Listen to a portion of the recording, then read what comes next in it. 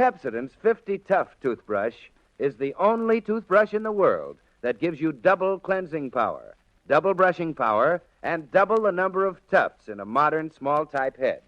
Now, obviously, you get double value because the Pepsodent 50 Tough toothbrush means cleansing power twice that of any other brush, brushing power twice as efficient, and bristles that are springier, easier on your gums because there are twice as many tufts. Just go to your nearest drug counter tonight and ask for a Pepsodent 50 Tough toothbrush. When you get it home, break the seal at the end of the sanitary glass container. Remove the brush and throw the container away. Then you'll see why we say you get double value, because the Pepsodent 50 Tough toothbrush feels different, has a more pleasant action in your mouth than any other brush you've ever used before. Do it tonight, will you?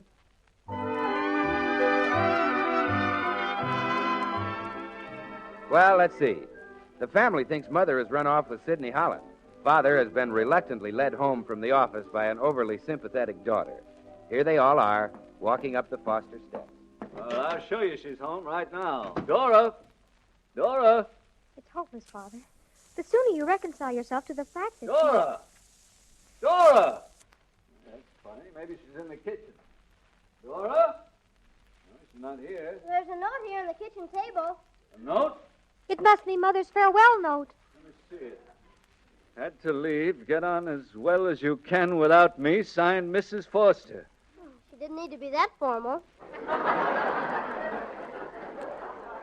Well, she could hardly sign it Mother any longer, as she's no longer a mother to us. Nor could she sign it your loving wife, as she's no longer... Oh, excuse me, Father. Maybe we ought to check if it's in her handwriting. I could put it under my microscope and check it with another specimen of her hand. Sidney Holland? He can't even swim. He took your mother on a picnic once, and the canoe tipped over. He blubbered in the water like an oversized whale. Father, you won't forget your promise, will you? About not tracking him down and shooting him, I mean. Sidney Holland? When he was 23, his hair started falling out. They probably wouldn't give you the electric chair, but there will be a long jail term and additional disgrace, and... What do you mean, additional? I mean everybody talking. When I think of what Mrs. Schletzhammer up next door alone will say when the news of Mother's elopement comes out... Excuse me a minute, please. I have to go in the other room to make an important telephone call. Poor Father.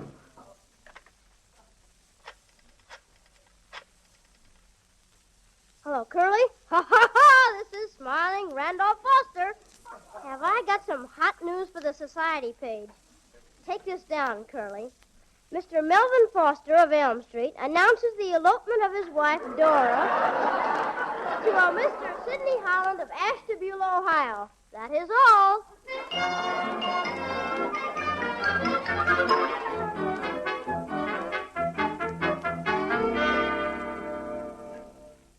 Gee, Gloria, I'm glad you dropped in.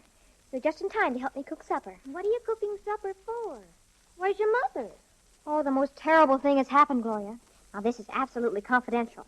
So I want you to promise you won't say a thing about it until everybody else is talking about it anyhow, so it won't matter. I promise. Okie dokie. Well, Mother has run off with another man. With another? Honestly? Yes, it's dreadful. I'm too positively worried about Father. He's utterly stricken.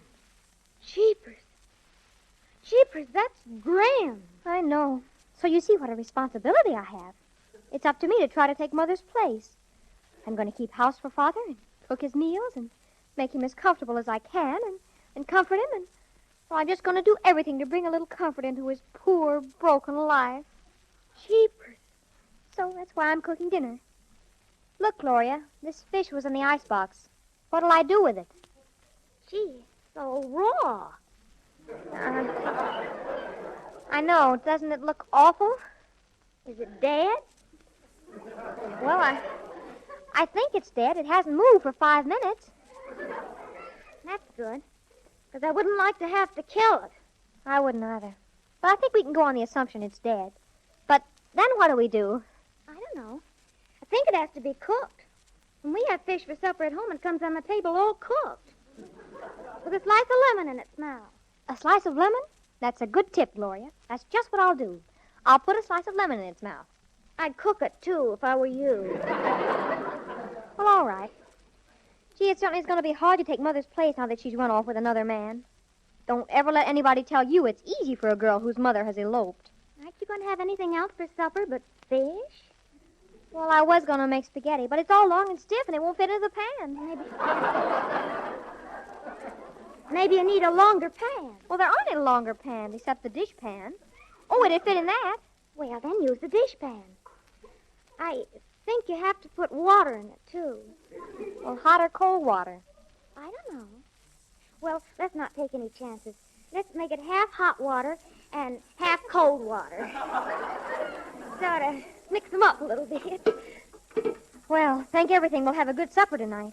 What a comfort that'll be to Father.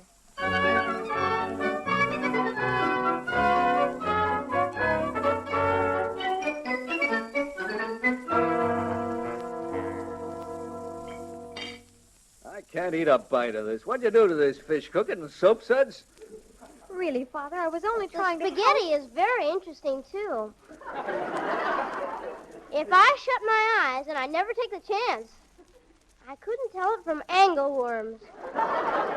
All it needs is big blue eyes. Randolph, Well, it tastes like angleworms. did you ever taste an angleworm? I don't have to now. I've tasted this spaghetti. For the love of heaven, what are these supposed to be? Shoe buttons? They're peas, Father. I tried so hard.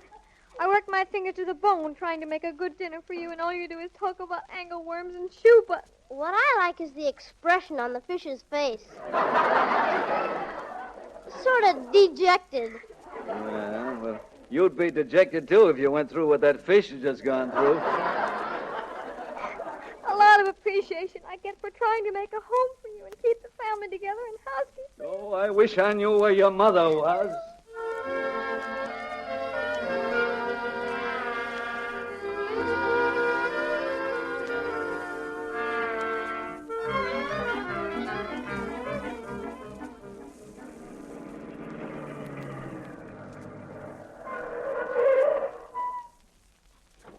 Oh, thanks ever so much, Mrs. Gray. It's so late. My family will think I've run off or something. I'm glad to do it, Mrs. Foster. Goodbye.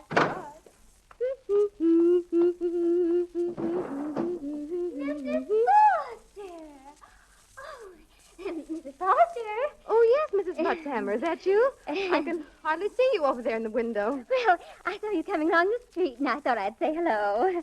So you've decided to come back, have you? What do you mean? Given him up, haven't you?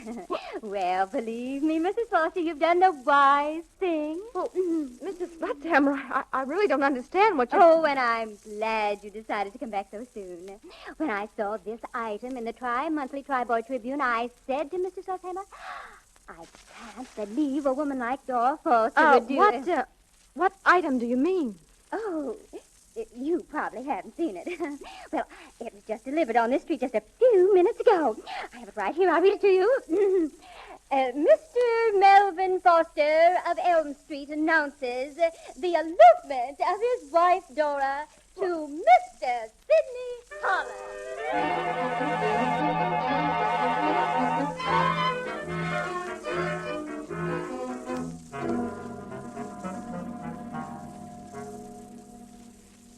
It's dessert, that's what it is. I don't know what's so mysterious about it. I got it right out of the cookbook. It's called Floating Island. It floats all right. Somebody just came in. Dora. Mother! It's Mother! Well, So, you decided to leave Mr. Holland and return to your unglamorous old husband, huh? you too, Melvin. Well, I never heard of anything like this in all my life. I just can't believe... Randolph, I have here a copy of the Tri-Monthly Tri-Boy Tribune. You have? Mrs. Slutzhammer gave it to me. Mrs. Slutzhammer, of all people, the biggest gossip in town. Look at this. Mr. Melvin Foster of Elm Street announces the elopement of his wife. What? Let me see it. For the love of heaven. How could you do a thing like this to your father and me, Randolph? Well, I guess I'm a newspaper man first and a family man second. And you, Melvin Foster. Why, when I came in, you acted as though you thought I had eloped. Well, the note and everything. The note? What note? It was on the kitchen table. Oh, I left that note for Petunia about stretching the curtains. Oh, was it for Petunia? Well, how about the suitcase? The suitcase. I was just taking some old clothes to Mrs. Cambridge's for the rummage set. What's come over this family? I never... Melvin, if you really want to know what I was doing all this time, I was getting an order for your factory. What? Sidney Holland and his father have bought out a salmon canning factory, and they're going to need thousands of cans every month. I went down and had lunch with them both, and both. I wanted to surprise you on what happens. I come up the street, and I'm told I've eloped with the... What's this on the table? Is this my fish? We had a hard time recognizing it, too. Well, I was only doing my best, trying to take your place in the home and make things comfortable for Father. Oh, you poor, dear, noble child. And you, all of you. You thought I'd run off with Sidney Holland. Sidney Holland! With Sidney Holland, that fat fool. I never believed it for a moment. Neither did Judy.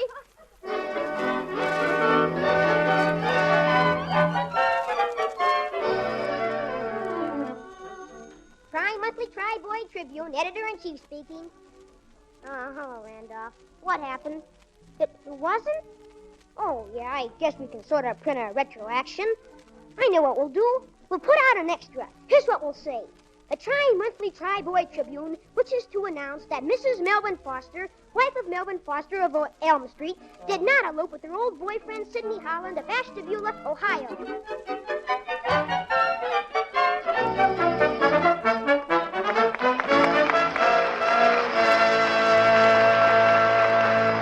Well, that unravels another set of complications in Judy's life. As to what happens next in her exciting young life, well, your guess is as good as mine.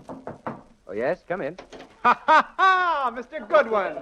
Just the man I've been looking for. I have here in my suitcase some beautiful framed mottos for your wall. Now here's the dandy. It says, ho, ho, ho, you can win success and win it by a mile if you always stretch your face and smile, smile, smile. Ha, ha! Beautiful, isn't it? Want one? Now, wait a minute. That's my department. Listen to this, my high-pressure motto merchant. One way to success is, as you say, to smile at people. But that's not going to do you any good unless your smile is attractive. And that means you've got to have better than just a halfway tooth powder that only cleans teeth.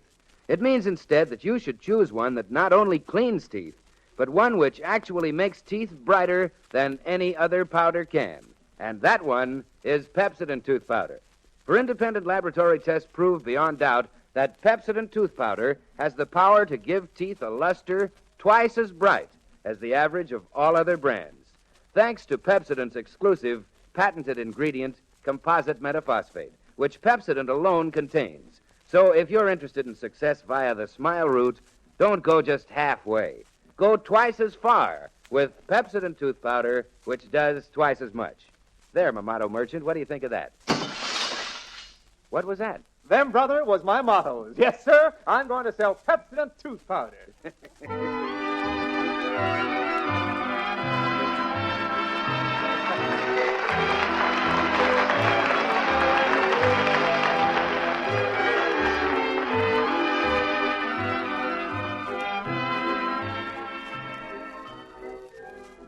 Well, we all have a terrifically super date with Judy again next Tuesday night.